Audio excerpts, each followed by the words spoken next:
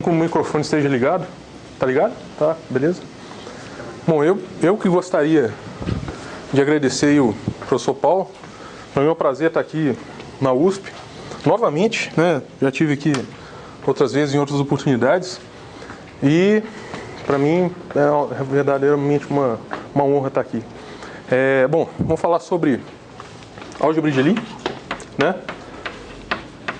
Bom, antes eu gostaria de deixar meu e-mail. Qualquer dúvida que vocês tiverem, quiserem perguntar alguma coisa, o e-mail é esse, o e-mail oficial. Meu nome é Roldão, não é meu sobrenome, é meu nome mesmo. Tá, tem um caso épico que eu estava entrando na Unicamp e estava na fila do bandejão, primeiro dia de aula, e eu tinha um colega chamado Donga com O.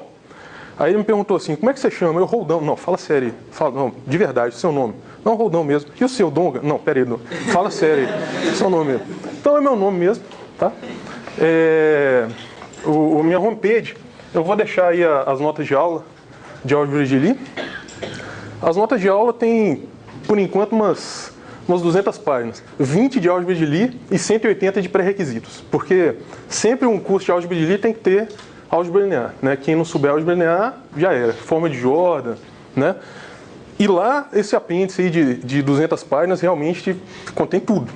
De anéis, corpos, forma de Jordan, transformações lineares, álgebra exterior, álgebra tensorial. Então, bom, as notas de álgebra de Lie, elas vão crescer com o tempo, né? Vocês devem ter assistido o curso aí da Ana Mereu. Também as notas é um sistema dinâmico, são um sistema dinâmico, né? Os capítulos. Então vou atualizar na minha homepage. Bom, a homepage é alguma... Eu peço perdão aí, mas é alguma... Vocês colocam lá no Google que é alguma permutação desses nomes aqui, Rodal da Rocha, Google Sites. Tá? Mas certamente, se vocês colocarem no Google, vocês vão achar isso. Eu nunca sei onde está a barra, tal, vocês colocam lá e acham a homepage. Aula que vem eu vou trazer a homepage fidedignamente, o endereço, aí vocês podem utilizar. Bom, vocês podem consultar. Então, antes de falar sobre a definição de álgebra de Lie, bom, motivação, né? Onde que isso é usado? Na verdade, a gente tem 7 aulas. A álgebra de Lie, até hoje, é pesquisado, né? Quanto ainda mais hoje. A boa notícia é o seguinte: só existem, por exemplo, sobre um espaço vetorial Rn, ou então, se vocês preferirem,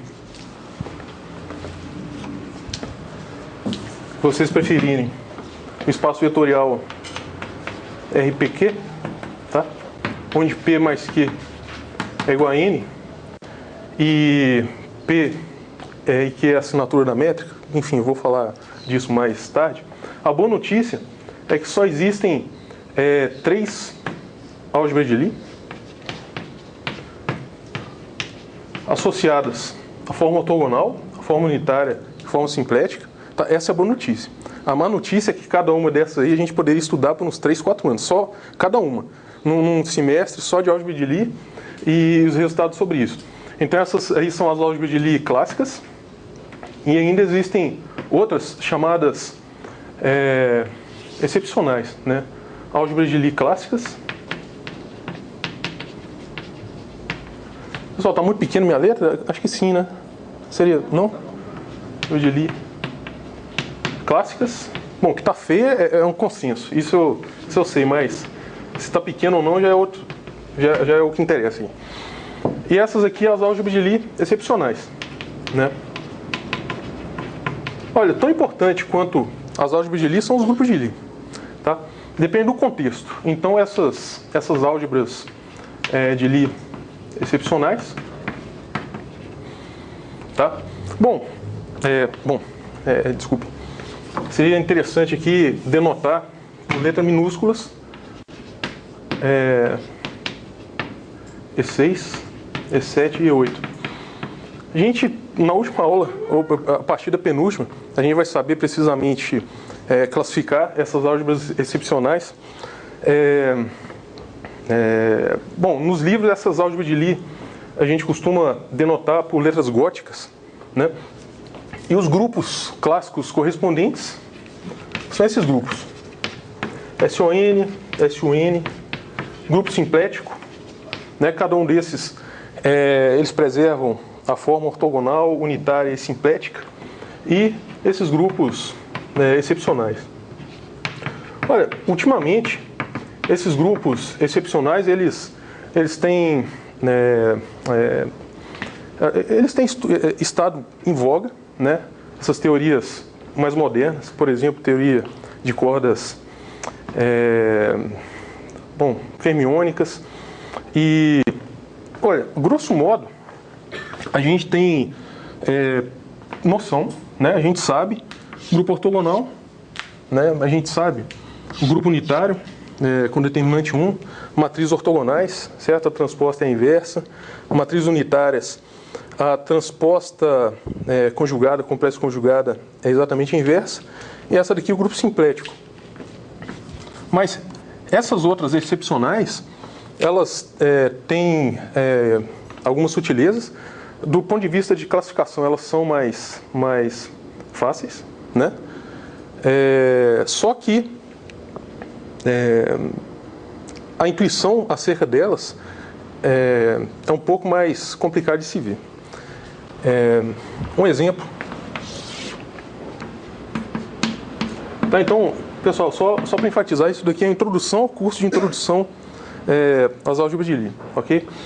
G2, ele é um grupo dos elementos, vou colocar aqui X pertencente a esse conjunto, que eu vou definir daqui a pouco, tal que preserva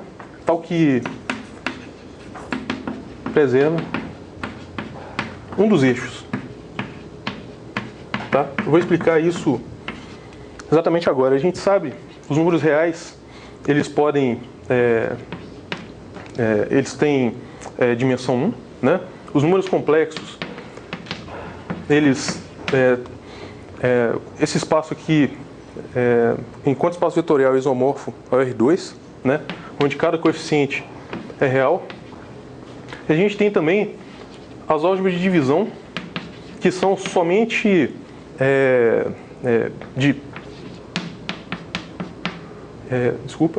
JCKD.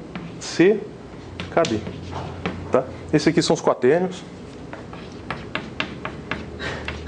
E só existem 4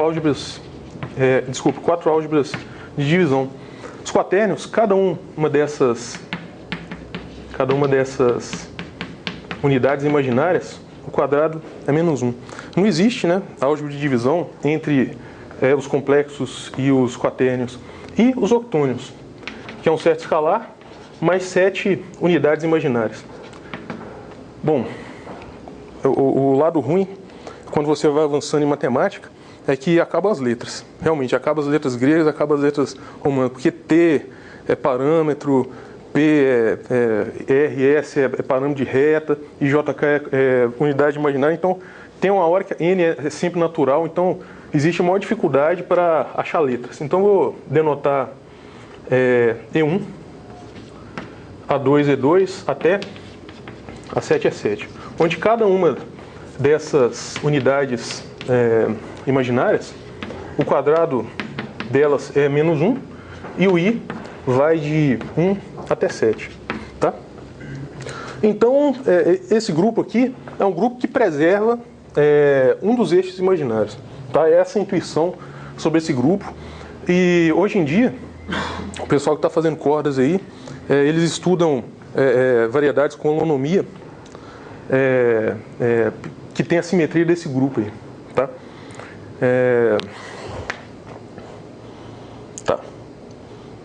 Só um comentário. As álgebras de divisão, elas só ocorrem em dimensão 1, 2, 4 e 8. Se você subtrair um de cada dimensão aqui, você encontra essas esferas, né? Onde Sn é o conjunto dos pontos desse espaço, tal que a somatória é igual a 1.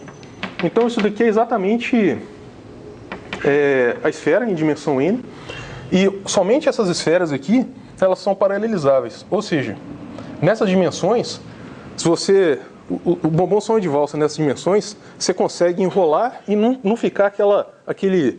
Você não consegue dar aquele nozinho, né, no sonho de valsa. Ou seja, nessas dimensões o sonho de valsa é perfeito. Tá? Infelizmente, o nosso espaço aqui é R3, então a gente tem uma esfera S2 e a esfera S2 não está aqui. Então por isso que o sonho de valsa tem que... Você não consegue embrulhar, né? Você tem que ter dois átomos, ou seja, você tem que ter dois papéis, celofane, um para cima e outro para baixo. Tá? Mas, bom, quem viver nessas dimensões aqui pode enrolar o sonho de valsa de maneira perfeita. Né? Por exemplo, S1, essa esferinha aqui, um sonho de valsa em duas dimensões, não deve ser muito gostoso, mas você pode enrolar exatamente sem nenhuma bordinha, tá? Sem dar aquele nozinho na ponta. Essa intuição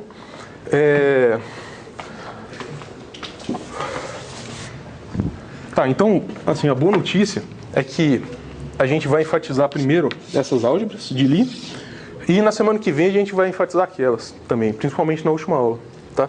Opa, essas álgebras de Lie, né? Esses aqui são os grupos de Lie. Olha, para ver grupos de Lie, a gente teria que ver primeiro variedades diferenciáveis, tá? Porque um grupo de Lie é uma variedade. E o grupo de Lie está associado a uma aplicação exponencial em cima da variedade. Tá? Então, a base mesmo são as álgebras de Lie, que são definidas por algumas propriedades. Mas antes, um pequeno pré-requisito para a gente poder ver a definição de álgebra de Lie, eu vou falar sobre teorema de Pitágoras, o primeiro pré-requisito. Outra coisa é o seguinte, bom, alguém falou, e eu não discordo muito não, que a matemática é a arte de saber onde moram os objetos. Claro, é uma definição extremamente restritiva, né? Até eu tenho medo de me filmar aqui, de repente os caras me processarem. Mas é extremamente restritiva, mas se a gente souber onde mora cada um dos objetos, realmente facilita bastante. Tá? Então, por exemplo, eu tenho um espaço vetorial, V é um espaço vetorial,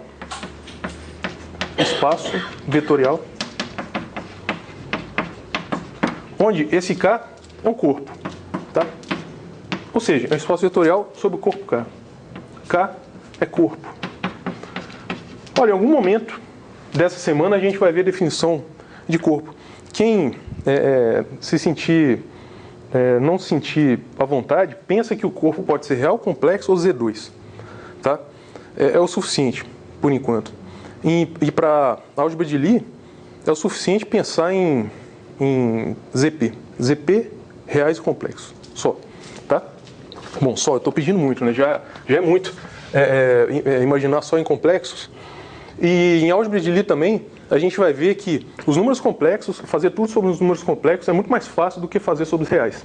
Tá?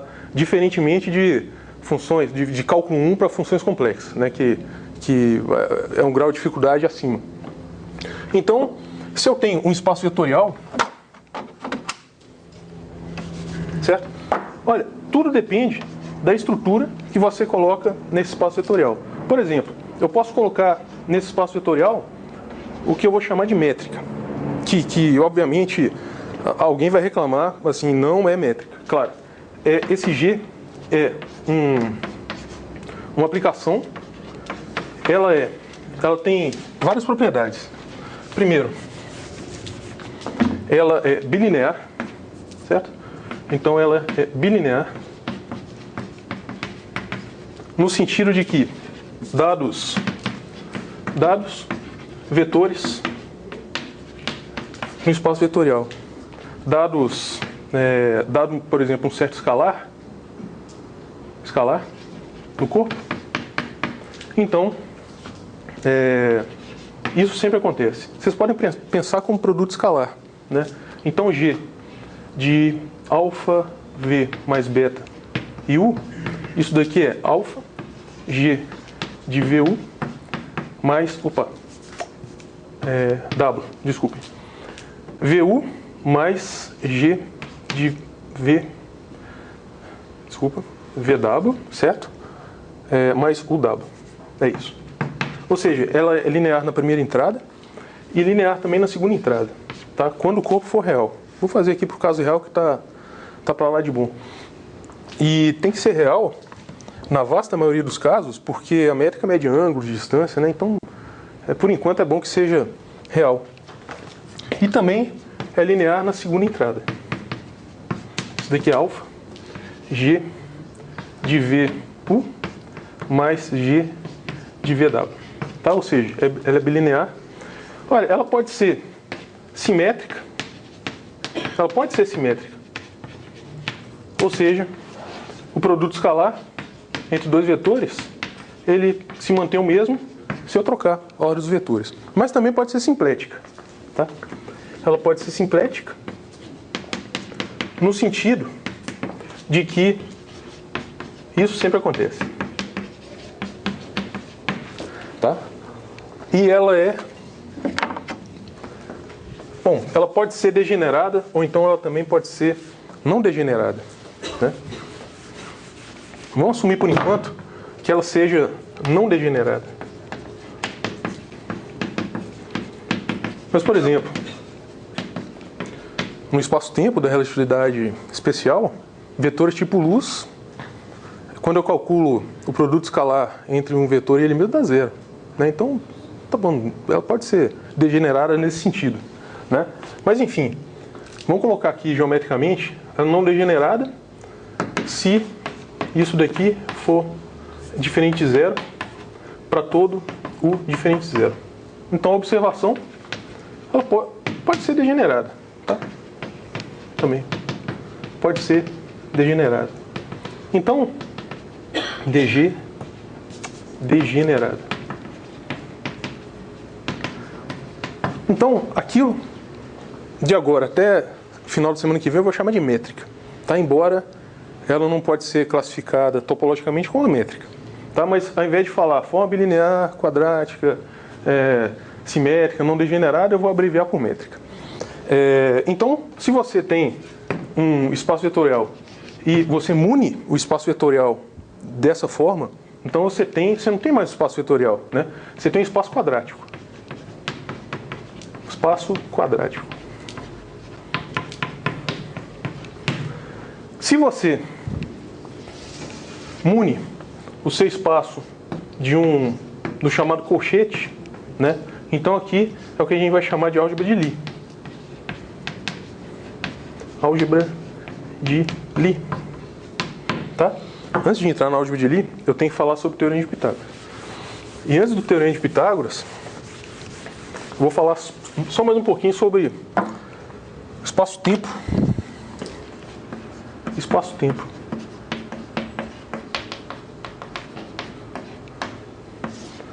Certo?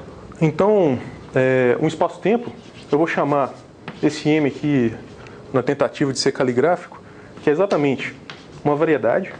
M é variedade. Eu tenho aquela estrutura, uma métrica, tá? Então, em cima dessa variedade, dá para medir ângulos, distância entre vetores. Eu tenho uma conexão. A conexão ela pode ser tão complicada quanto se queira. Eu posso ter torção na variedade, tá?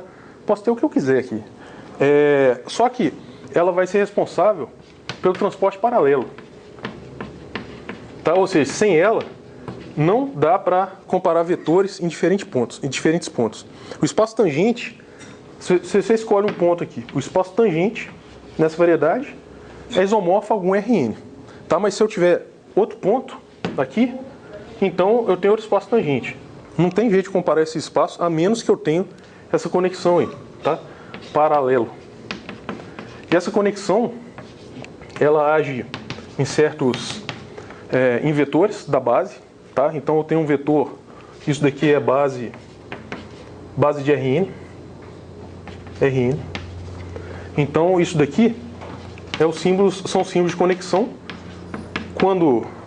Pessoal, como isso daqui é só introdução de álgebra de Lie, eu estou querendo dar para vocês a motivação. Então, eu não vou definir torção, simplesmente a motivação para a gente estudar álgebra de Lie. Tá?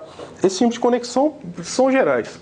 São símbolos lá que a gente já fez geometria diferencial, relatividade, enfim, tem alguma noção lá de gravitação, pode ser o símbolo de Cristófilo, mas pode ser algo bem mais geral também. Eu posso incluir aqui o elemento de volume. Por quê? Sem o elemento de volume, é impossível fazer integração. Eu quero integrar, calcular força, quero calcular fluxo, campo magnético, intensidade eletromagnética, vorticidade, quero calcular toda a física em ciência da variedade, né? Então, eu posso unificar aqui todos os teoremas Green, Gauss, Stokes, em todas as dimensões, tá? Não só em 3 dimensões. E lá vai, tá? Isso daqui é a base para se estudar atratores, para se estudar instantons, monopolos, tá? Rotacionais. Isso daqui é sempre uma superfície e esse operador aqui é o bordo da superfície, né? Exatamente o bordo. Enfim, eu posso colocar aqui também eu devo colocar, né, uma direção para medir o que é futuro e passado.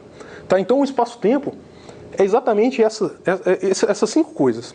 Tá? Ou seja, eu tinha lá uma variedade, em cima da variedade eu coloquei uma maneira de medir ângulos e distâncias de vetores, entre vetores. Depois eu coloquei mais uma estrutura para conseguir comparar vetores em espaços tangentes diferentes. Depois eu não consigo fazer cálculo, então tem que colocar o elemento de volume para fazer cálculo, né? E depois eu coloquei uma orientação temporal para discernir entre passado e futuro. Tá? Então, isso daqui é espaço-tempo. Então, nesse sentido que eu falo que para fazer algo, algum formalismo matemático, a gente tem que saber onde moram os objetos e tem que saber a diferença entre um objeto e quando eu coloco, ou seja, eu faço esse objeto munido de mais algumas estruturas. Tá? Então, é com essa filosofia que a gente vai começar a álgebra de Lie daqui a alguns minutos. Agora sim, o famoso Teorema de Pitágoras. Tá? Porque antes, eu vou utilizar um formalismo durante o curso que vem facilitar tanto a computação, aí, as contas, quanto certas definições. Tá? E o formalismo também que traz bastante riqueza geométrica. Então vamos R3, espaço vetorial R3. Tá? Então nesse espaço vetorial eu vou introduzir um novo produto. Tá? Então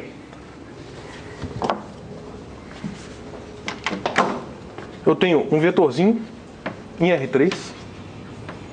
Tá? E a questão agora é o seguinte: vou introduzir um produto. Eu vou denotar esse produto por justaposição. Tá? Então, toda vez que tiverem 2 objetos justapostos, eu tenho esse produto.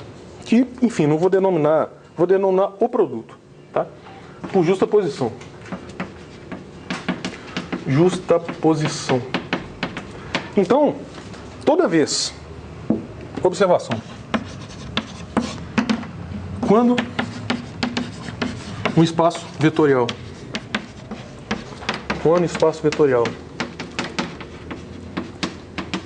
é munido de um produto,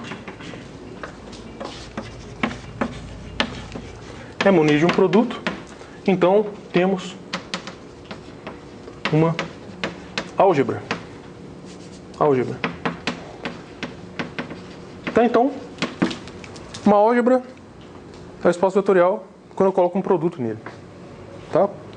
E obviamente ela tem que ser fechada perante esse produto.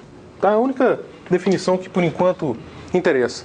Depois, se é associativa, comutativa ou não, eu vou falar disso daqui a pouco. Tá? Então, eu tenho aqui um espaço vetorial e um produto. Um certo produto aqui, que é o produto asterisco, que agora, de agora em diante, eu vou denotar por justaposição. Ok? Então, esses vetores estão em R3. Então, eu vou fazer uma conta aqui. Uma conta, só uma.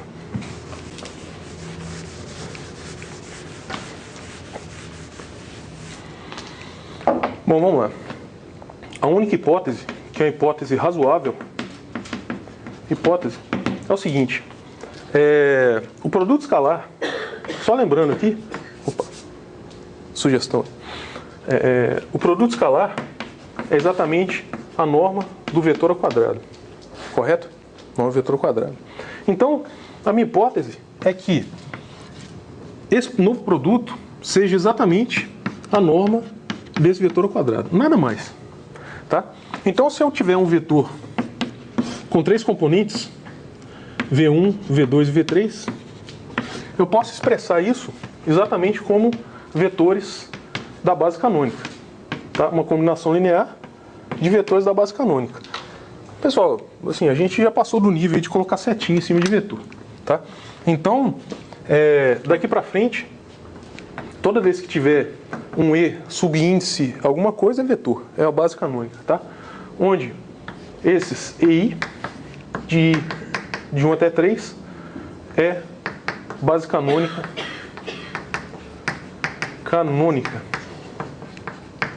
de R3. Tá bom? Então, a minha hipótese, em primeiro lugar, vamos calcular V, esse produto. Tá? Eu não sei nada sobre esse produto, nada. Eu só sei que eu defini esse produto e a única coisa que eu sei sobre esse produto é que esse produto entre dois vetores é a norma ao quadrado. É uma coisa razoável, né? Então, isso daqui é o quê? É o produto entre esse vetor, perdão, e o mesmo vetor. Eu só estou abrindo as contas aqui. E1, V2, E2, V3, E3. Tá? Propriedade distributiva. Então isso daqui é V1 quadrado. Olha só, E1 quadrado, por definição, é 1 que multiplica 1, que é a norma do E1 quadrado. Já que é base canônica, é 1. Tá? Então, a mesma coisa vai acontecer para o V2, E2, desculpa, para o V2 e para o V3. Então, aqui está o teorema de Pitágoras. Depois, vão ter termos cruzados. Por exemplo, esse termo com esse. Então, isso daqui é V1, V2, que multiplica E1, E2. Depois, o outro termo cruzado vai ser esse daqui. Ó. Então, vai ser V1, V2 é componente. Então, eu sempre posso pôr em evidência, tá? Mais E2, E1. Tá? E a mesma coisa vai acontecer para os outros três. Isso daqui é V1, V3, E1, E3, mais E3, E1. E isso daqui é V2, V3, que multiplica E2, E3, mais E3, E2. Ok? Só que, qual que é a minha hipótese? A minha hipótese, teorema de Pitágoras, é que isso daí seja igual à norma do vetor ao quadrado. A norma do vetor ao quadrado é V1 quadrado, V2 quadrado, V3 quadrado. Tá? Então a gente já tem essa parte aqui. Então, uma solução é falar o seguinte. Uma solução. Isso daqui é o produto escalar. Produto escalar entre vetores ortogonais dá zero. Então isso aqui é uma possível solução. Certo? Essa é a solução lá do Gibbs.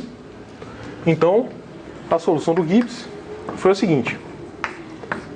O cara falou, então esse produto, E e J, é exatamente produto escalar. Tudo bem, é a solução. Não tem problema. Só que existe uma outra solução ainda, né? Existe outra solução que é a seguinte. Aquilo, todo termo entre parênteses, tem que ser zero. Correto? Para ser solução. Esses termos cruzados eles têm que desaparecer. Então, uma outra solução é que esses termos anticomutam. Esses termos também, E1, E3 é menos E3, E1. E falta o E2, E3 é menos E3, E2. Certo? Então essa aí é uma outra solução mais geral do que a gente forçar que cada termo daquele seja zero em separado, né? Então o que a gente tem aqui? Resumindo,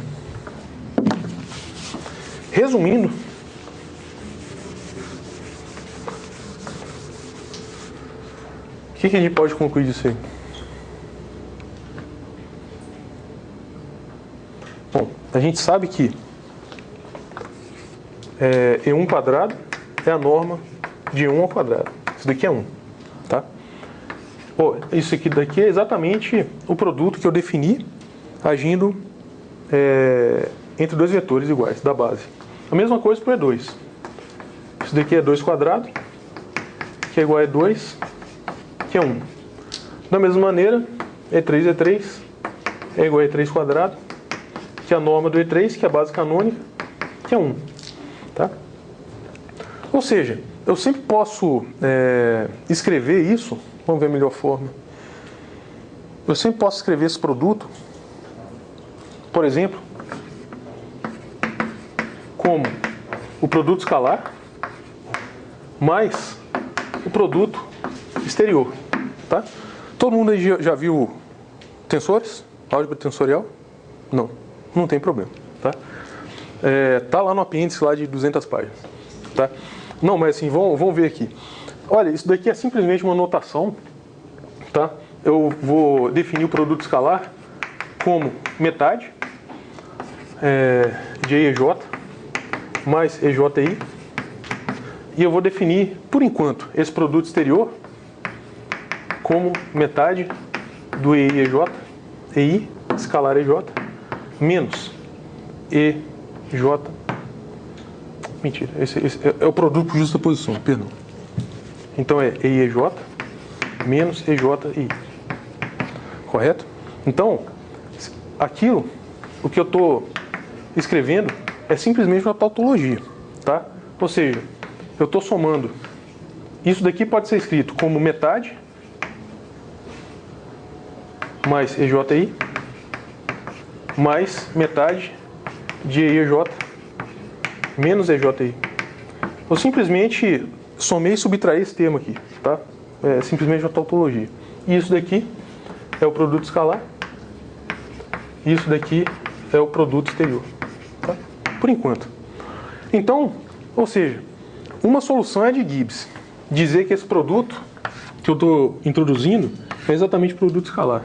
A outra solução possível é dizer que esse produto é a soma do produto escalar com um outro produto, esse produto é bem conhecido, é o produto exterior.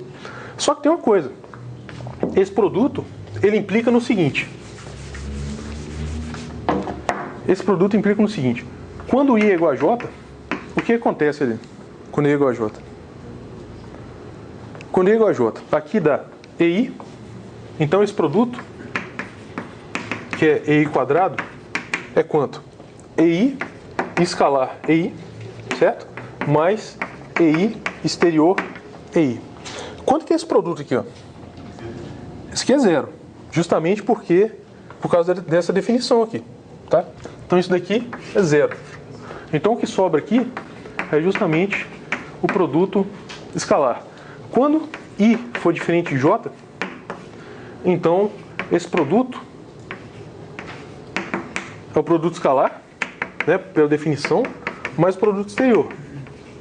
Só que o produto escalar, ele mede a ortogonalidade entre vetores. Então, para I diferente de J, isso daqui é zero, porque os vetores são ortogonais. Então, para I diferente de J, esse cara é zero. Então, olha só, a gente conseguiu unificar o produto escalar e o produto exterior numa única expressão, a partir daquele produto. Ou seja,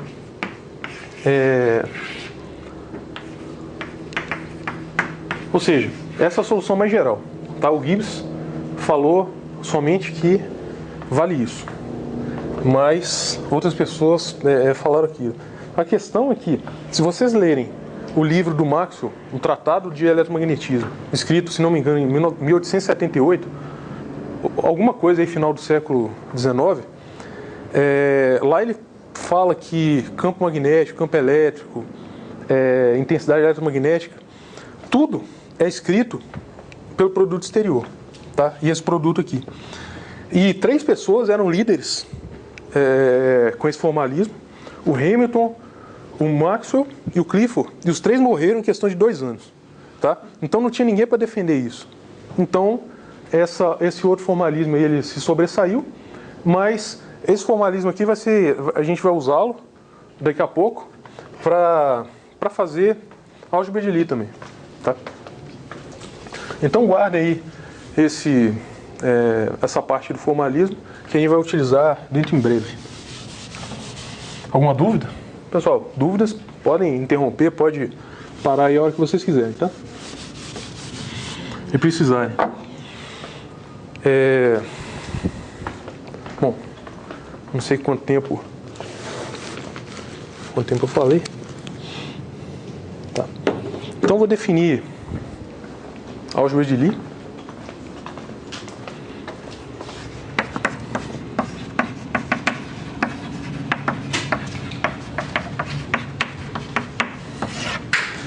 Pessoal, definição.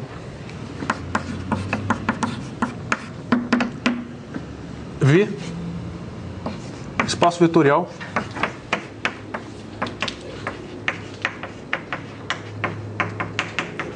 V é espaço vetorial sobre um certo corpo K, tá? E x, y, z, eles estão nesse espaço vetorial. Uns certos escalares, A e B, estão no corpo, escalares, tá? Então eu vou definir no espaço vetorial, o espaço vetorial é munido do colchete de Lie, tá? Ou comutador. Vou falar que é colchete da agora para frente. Ou seja, no espaço vetorial eu introduzo um certo produto, tá?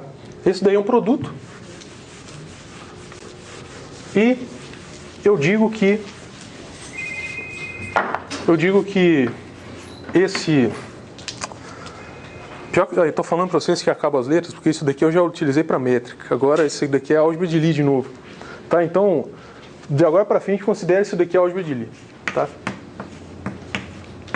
Então, álgebra de Lie é exatamente esse par, espaço vetorial e produto, é álgebra de Lie.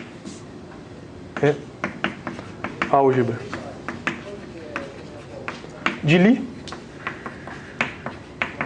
se esse produto ele tem que ser bilinear, tá? Ou seja, AX mais Y com Z ele tem que ser AXZ mais YZ e tem que ser linear na segunda entrada também. Ou seja, X com AY mais Z ele tem que ser AXY mais XZ. Tá bom? Então ele tem que satisfazer essa propriedade. A segunda propriedade é a antissimetria. Um produto do vetor com ele mesmo dá zero, tá? Tem uma pequena sutileza nessa definição aí. Eu vou falar daqui a pouco. E a outra, ele tem que satisfazer a identidade de Jacobi.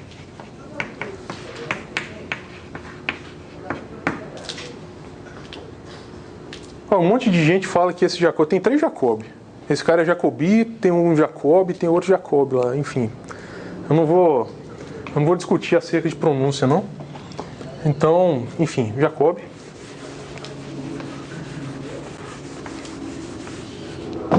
Que é exatamente x, yz,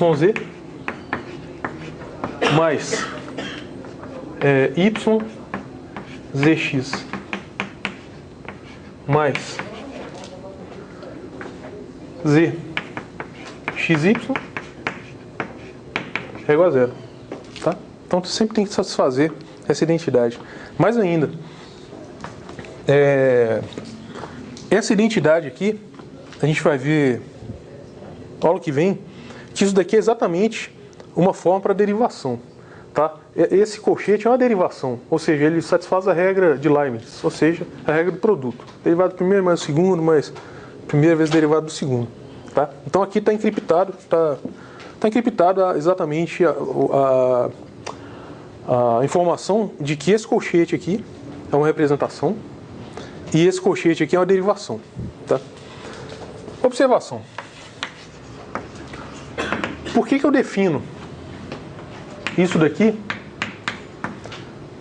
é igual a zero, mas eu também posso definir que xy é igual a menos yx. Tá? Muitos livros estão a mesma coisa. Tem alguma diferença entre essas duas definições?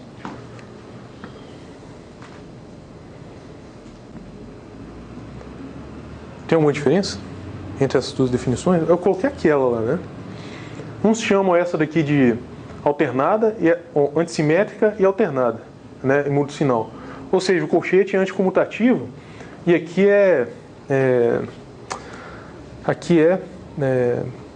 não, é anticomutativo. Isso aqui é alternado, isso daqui é antissimétrico. Vamos fazer uma conta. X mais Y, X mais Y. Isso daqui quanto que é? Ela é bilinear, ou seja, ela é linear na primeira entrada, mais YX, mais YY. Correto? Então, eu estou utilizando essa hipótese aqui. Tá? Olha, a gente sabe que todo comutador... bom, por definição isso daqui é zero, né? Pela propriedade aqui. Não pela definição, pela propriedade. Isso daqui também é zero. Isso daqui é zero. Então o que sobra é xy é igual a menos yx. Tá certo? Tá errado. Isso daqui não implica. Por quê? Se o corpo for Z2, eu não estou em R, né? Eu tô em Z2. Se o corpo for Z2, olha só o que acontece. A gente tem exatamente aqui. A gente tem que XY mais YX é igual a zero. Bom, Z2. Z2 é o corpo formado por um conjunto 0 e 1 com certo produto. Esse produto, ele pega, aqui está 0, 1, 0, 1, ou mais, enfim, tanto faz. Mais. 0 com 0, 0 mais 0, 0 mais 0. Aqui não tem pegadinha, não. 0 mais 0 é 0, 0 mais 1 é 1, 1 aqui sim é 0, tá? Porque isso daí está dividindo os números inteiros em par ou ímpar, né? Esse aqui é o resto da divisão por 2. Então, eu vou chamar esse cara de 0 barra. Então, a única coisa que a gente sabe é que 0 mais 1 é 1, 0 mais 0 é 0, 1 mais 0 é 1, e 1 mais 1 é 0. Número binário, tá? Enfim. Agora, de posse disso daqui, eu posso, por exemplo, somar dos dois lados. Eu posso somar dos dois lados. Eu posso somar, por exemplo, aqui XY. E posso somar aqui XY também. Posso, não posso?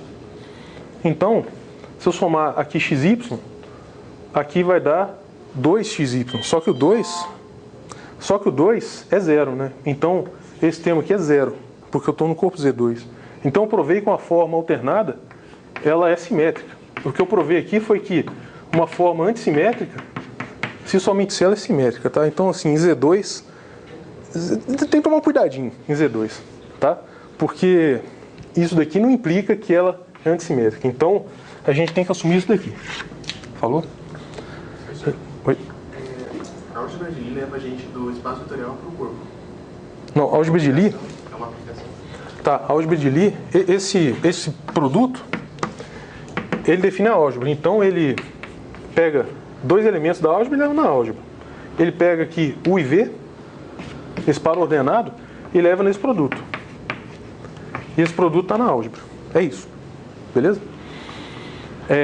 Então, pessoal, cuidado com Z2. Tá? Assim, isso, tudo que a gente fizer aqui vai ser para real complexo, salvo essas pegadinhas aí, mas assim, isso é cara, computação é 0 e 1, né? Então, assim, não vai falar que, não, isso aí é exemplo patológico. Não, não é. Sabe? Então tem que ter cuidado com isso, porque em Z2 eu provo que uma forma antissimétrica é também simétrica, né? Então não dá muito certo. Então por isso que eu escrevi isso daqui. E, bom, se eu fizer sobre reais ou complexos, eu posso escrever de qualquer maneira que não tem problema. Só tem problema quando é Z2. Tá? Pessoal, muita gente já foi reprovada em concurso aí de universidade por causa desse negócio, hein? Então, todos vocês aí, por favor, quando fizer concurso, se alguém perguntar isso aí, pelo amor de Deus, tá? Então, guarda aí no caderninho e tal. Se ninguém anotar nada, anota pelo menos isso aí, porque a chance de cair no concurso aí é... Bom, agora que eu falei também, a chance é zero, né? Mas... Tá, beleza. Álgebra de Lie. Exemplo. Espera aí, tem mais uma observação.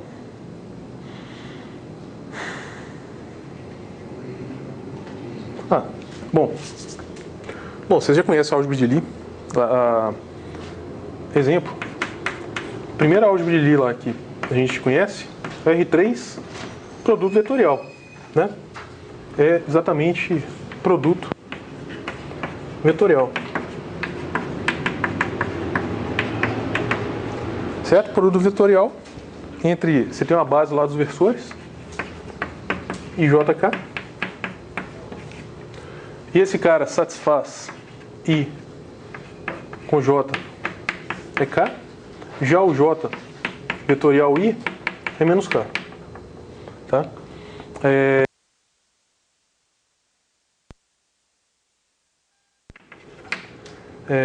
Que é igual a menos K vetorial J. O que mais que falta aí? I com K, né? I com K é igual a menos J, que é igual a K com I. K por I é J, menos, tá? E satisfaz também a identidade de Jacob.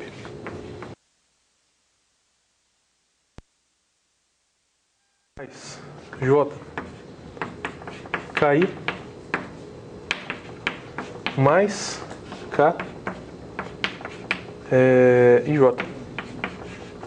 Isso daqui é zero. Pode verificar, tá?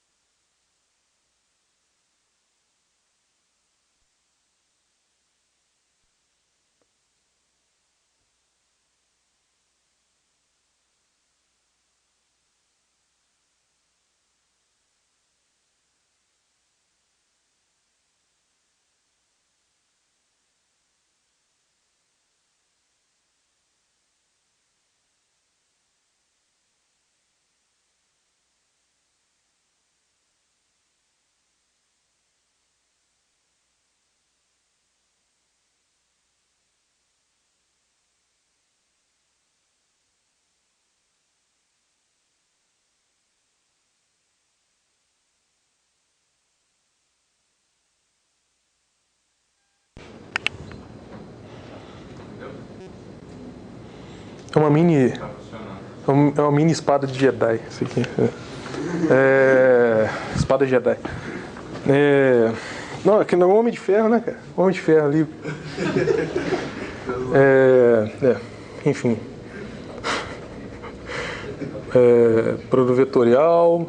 Pô, eu tava falando o quê, gente? Produto vetorial. Sim. Produto vetorial, ele só existe... O fato de álgebras... Bom, uma álgebra de divisão, só conversa aqui de botequim. Toda vez que eu tenho um produto e isso daqui é zero, se somente se um dos dois é zero, tá? Isso é uma álgebra de divisão. Só existem álgebras de divisão de dimensões 1, 2, 4, 8.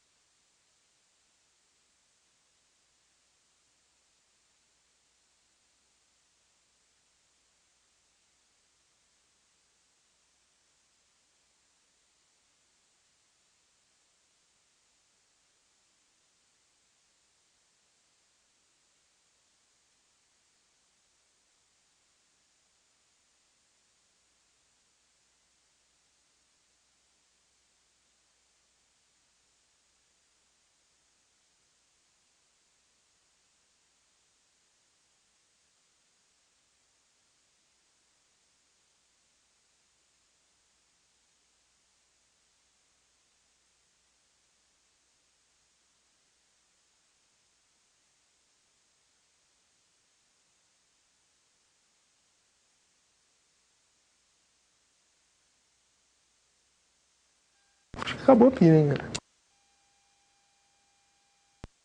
Não tá. Bom, tá ligado. Beleza?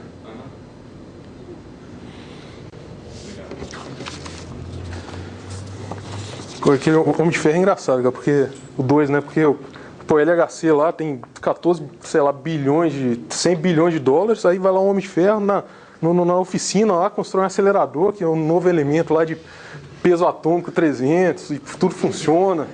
É uma maravilha aquilo, cara. Isso é uma maravilha. Tá gravando, edição depois aí.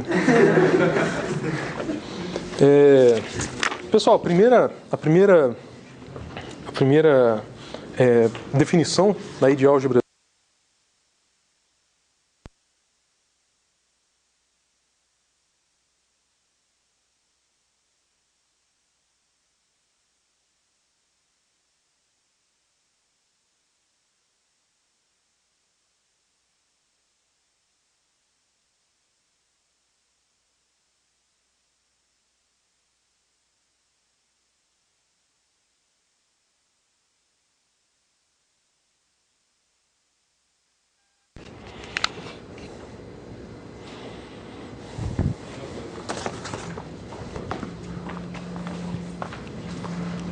o que você acha aí?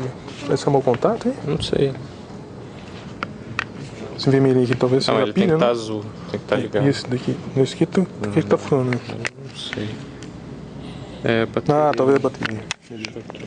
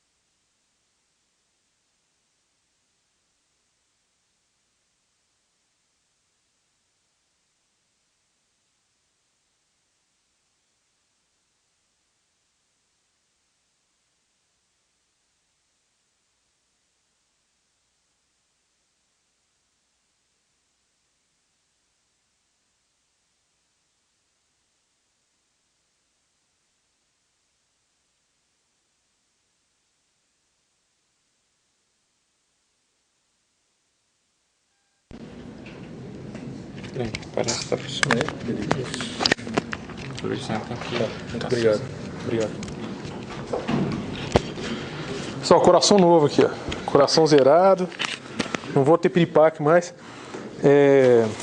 Vamos lá. Exemplo. Tá. Pessoal, esse J aqui é chamado...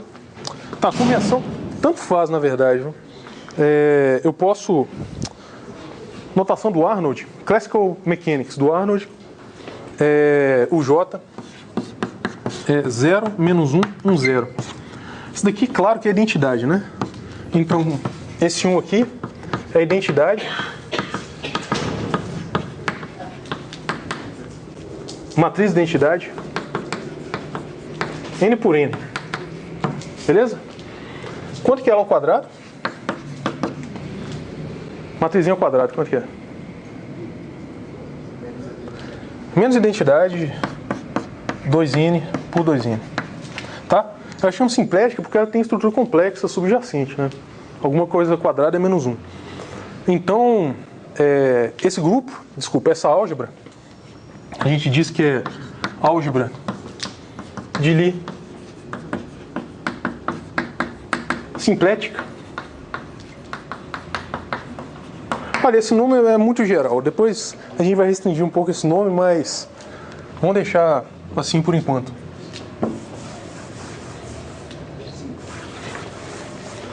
Então, é o seguinte. Eu afirmei uma coisa aqui que eu não sei ainda, tá? Álgebra simplética. Eu batizei assim, porque isso daqui é chamado forma simplética, tá?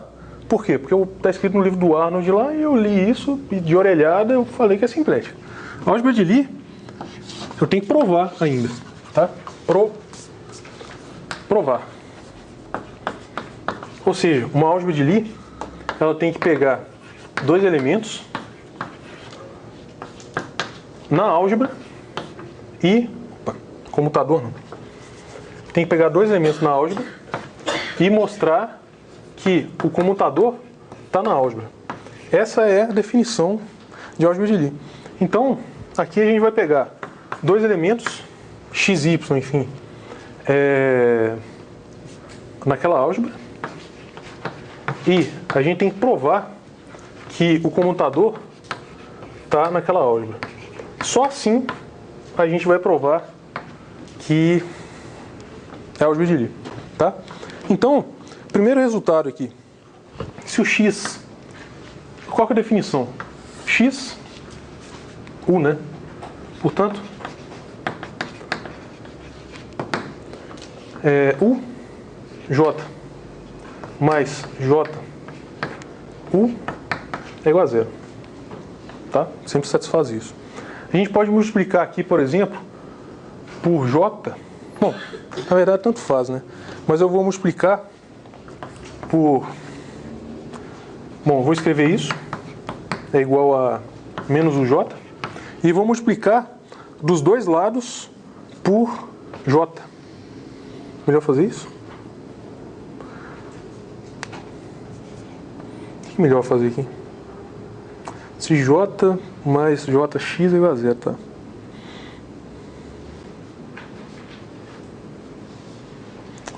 Tanto faz, pessoal. Eu posso multiplicar isso daqui dos dois lados por J. Isso vai ficar J, daga, U, J é igual a menos U, J ao quadrado. Só que J ao quadrado é menos 1. Então isso daqui é U. Tá? Então toda vez que aparecer esse cara aí, então vai ser... A gente vai utilizar essa propriedade.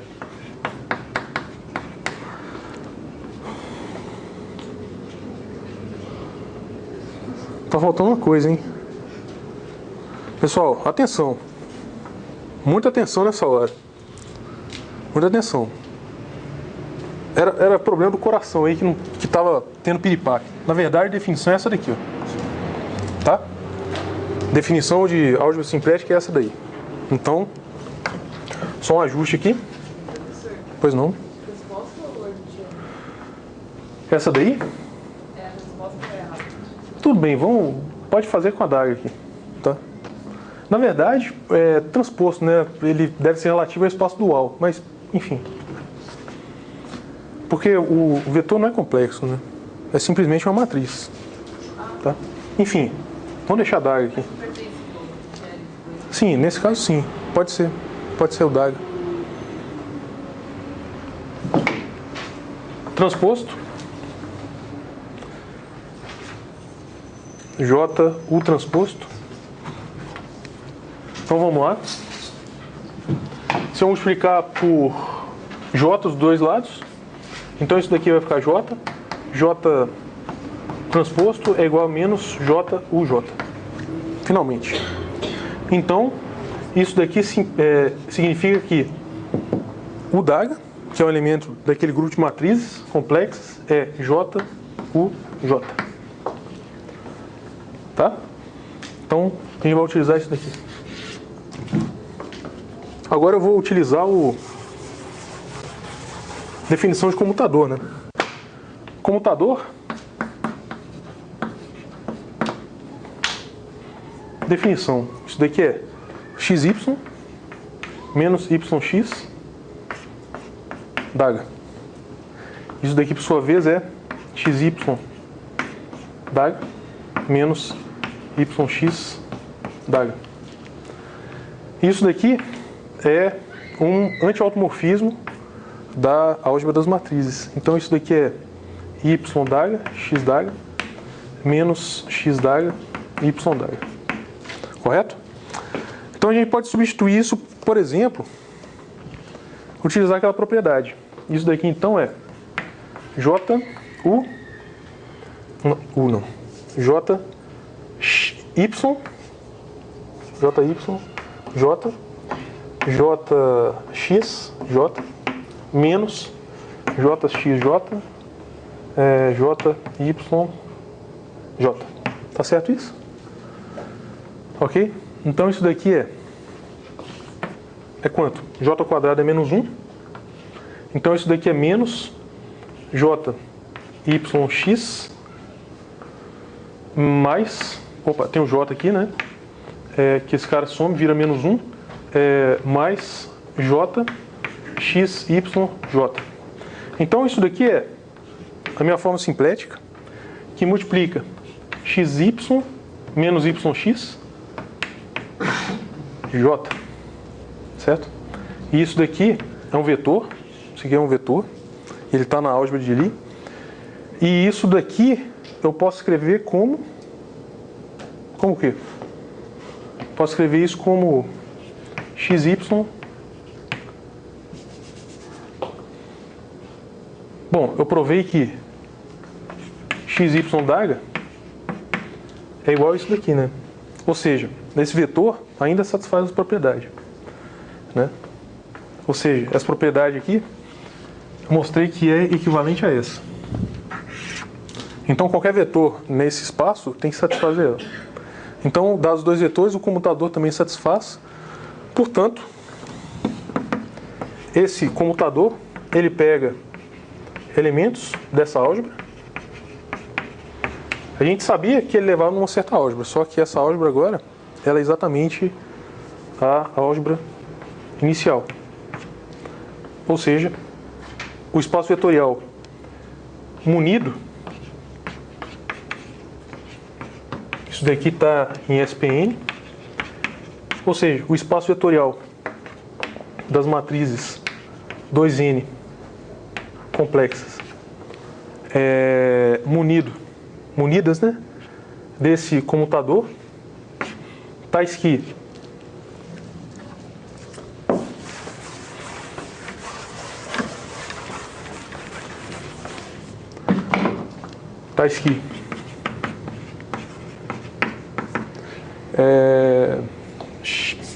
UJ mais J, U Daga é igual a zero, ou seja, a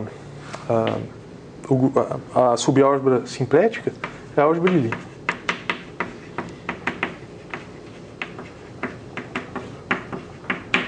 Certinho? Então, sempre para provar que a álgebra de Lie, a gente tem que pegar dois elementos, uma certa subálgebra, álgebra, né? Uma subálgebra é uma álgebra em si mesma, ou seja, ela tem que ser fechada perante multiplicações dentro da álgebra. Tá?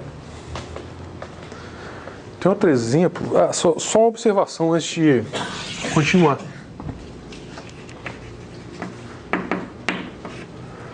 Olha, aqui a gente utilizou XY, onde XY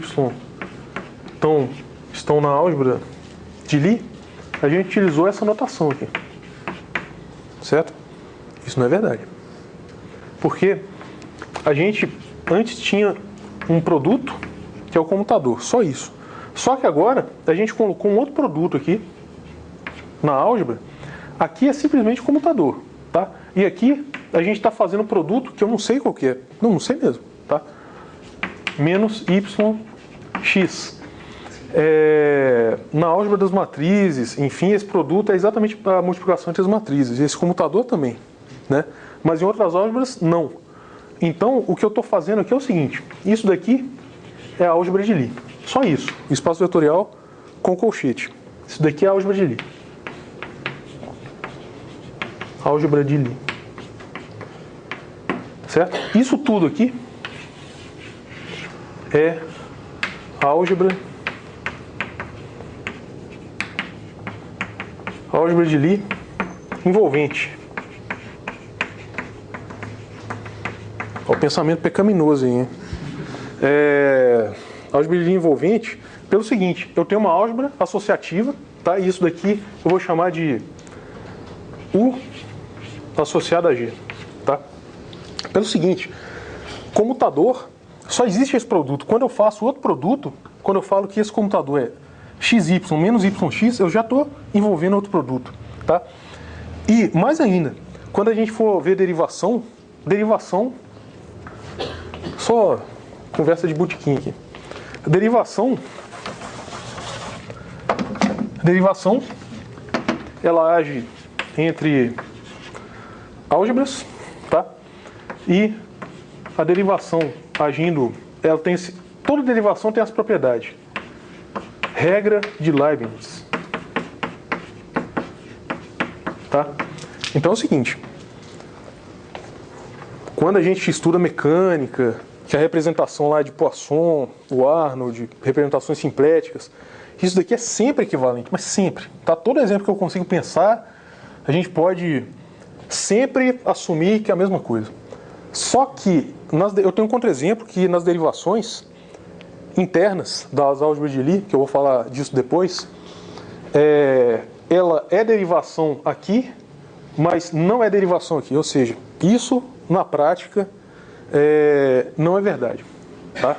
Então, mais para frente, bom, como não é verdade só para esse exemplo e para coisas, sei lá, depois de geometria algébrica, então, como a gente está lidando aqui com mecânica, quântica, etc. e tal, vamos assumir aí que seja, a gente pode fazer isso, tá? Então, por enquanto vai ser indistinto eu utilizar o comutador assim e colocar um outro produto e utilizar de maneira mais geral a álgebra de Lie envolvente. Tá? Mas isso em geral não é verdade não. Em geral, isso daqui tem que ter um certo cuidado.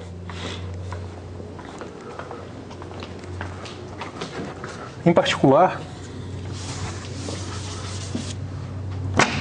eu queria falar só sobre um pouquinho só sobre operadores de escada. Tem 10 minutos aí?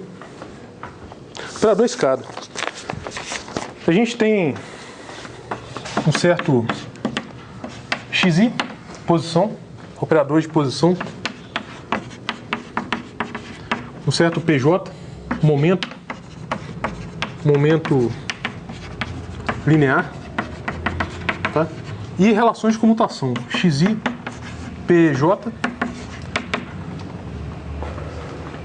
Estou falando que acabou a letra, porque isso daqui é I, delta e J, mas esse I já tem I para lá e tal, então é complicado, gente. Letra XK, então aqui é K. E esse I é o I mesmo, I ao quadrado é menos 1, tá? Se eu definir momento angular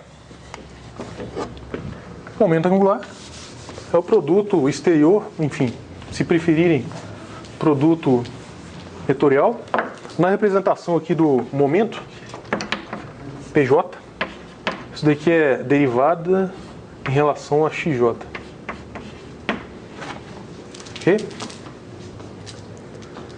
Ó, tem 3 pessoas nessa sala aí que já calcularam isso daqui em coordenadas esféricas e mostraram que o momento angular é menos I derivado em relação a φ, certo? E tiraram 8 na prova. Mas por outros erros, isso aí está certo. Momento angular é definido, você faz a conta, né? Isso daqui é esse produto vetorial. Então, as componentes dele podem ser escritas como εi jk, rj, pk. Beleza? Onde esse e e jk é o tensor de Levi-Civita. Ele leva em conta as permutações cíclicas e as permutações e as transposições. Tá? Então ele é mais 1 para permutações cíclicas desses índices, permutações cíclicas de IJK. Ele é menos 1 para transposições desse IJK. E ele é 0 se I for igual a J, J for igual a K, ou o quê? I igual a K. Tá bom? Então eu sempre posso escrever aquilo daquela maneira. E aquela relação de comutação, ela vai me trazer exatamente essa relação de comutação, xk PJ é igual a delta KJ, que tem um I aqui, ela implica, pode fazer a conta, ela implica que LP, LQ, isso daqui é I, epsilon JK, não, epsilon PQ, R, LR, tá bom? Então isso daí, os geradores, os geradores do momento angular já satisfazem aí uma álgebra de Lie, certo? Porque ela é fechada perante o comutador. E essa álgebra de Lie aí é chamada SL2. Eu posso definir esses operadores, que são chamados aí operadores de escada, como L1 mais ou menos IL2, e o L0 eu posso definir como sendo o L3. Tá? Então, imediatamente dá para provar que o L mais ou menos d'H, o complexo conjugado, é exatamente o L mais d'H é o L menos, certo? E o L menos d'H é o L mais. Outra coisa que dá para provar é o seguinte: esses elementos, eles satisfazem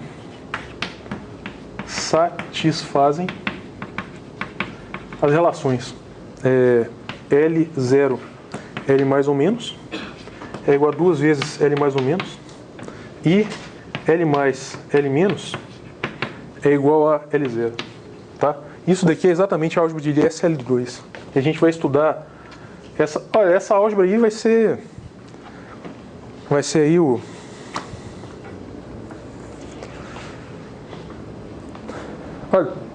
muito exemplo que a gente sobre a álgebra de Lie vai estar baseado no SL2, tá? Então essa daqui é exatamente SL2. Ou seja, o grupo das matrizes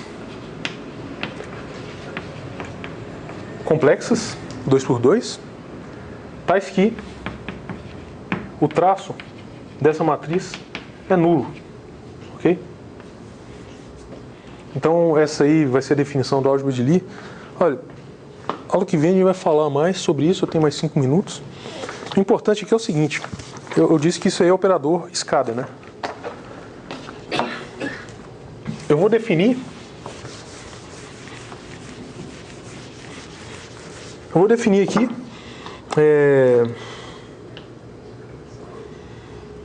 vou definir um certo vetor V lambda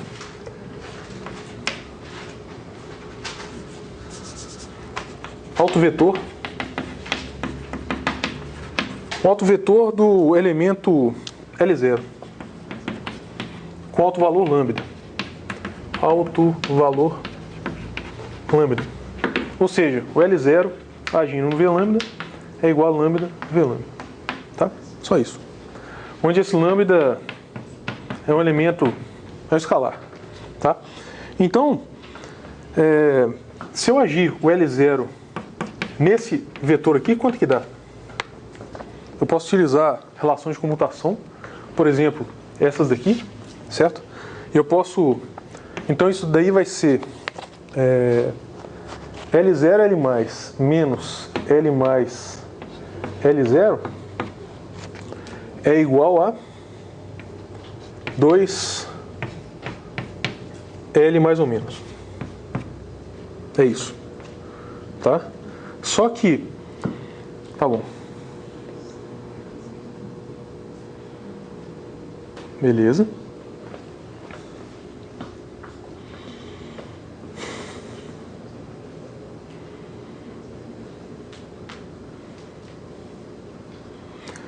Pessoal, L0 agindo no V lambda é lambda V lambda. Lambda V lambda. Mais 2 L mais ou menos V lambda. O lambda é escalar. Ele vai embora. Depois eu tenho isso daqui. Então isso daqui é lambda mais ou menos 2. Mais ou menos? Aqui acho que tem um mais ou menos, hein? Só um minuto. Tem mais ou menos. Aqui tem mais ou menos. De acordo com o sinal, né? Então isso daqui é mais ou menos 2 L mais ou menos V lambda. Ou seja, se lambda é alto valor de L0 com esse alto vetor, então lambda mais ou menos 2 é alto valor desse vetor aqui, tá? Portanto, lambda mais ou menos 2 é alto valor do vetor L mais ou menos V lambda. Ou seja, isso justifica o fato desse operador ser chamado de operador escada. Tá bom? Tem também a denominação aí, a denominação criação e aniquilação, mas aniquilação me dá pânico porque Terminator, Annihilator, aquele negócio de Exterminador do Futuro, tá? É complicado. Eu fico com medo. Então é melhor chamar de operador escada do que Annihilator, tá? Em inglês, Annihilator.